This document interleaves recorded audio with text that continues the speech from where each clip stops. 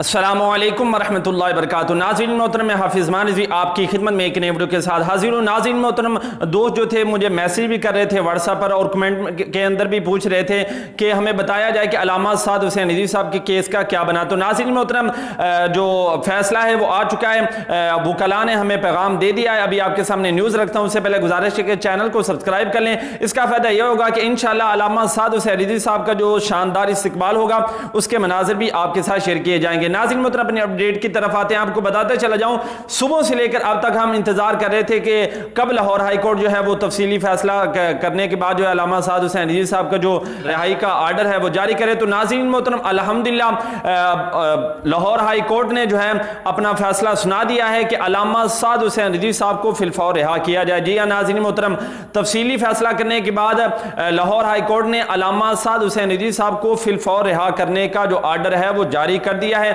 ये जो अभी आप स्क्रीन पर देख रहे हैं तस्वीर, ये तहरीक लब्बैक पाकिस्तान के वकला का ऑफिशियल ट्विटर अकाउंट है। उन्होंने हमें पैगाम दे दिया है कि अलामा साद हुसैन रिज़वी साहब को फिलफौर रिहा किया जाए। नाज़रीन मोहतरम, अब तमाम कारकुनान जो हैं वो तैयार हो जाएं। हमने अपने कायद का शानदार इस्तकबाल करना है और हुकूमत को बता देना है कि हम अब भी अपने कायद के साथ उसी तरह मोहब्बत करते हैं। नाज़रीन मोहतरम, इंशाअल्लाह जो इस्तकबाल होगा उसके मनाज़िर भी आपके साथ शेयर किए जाएंगे।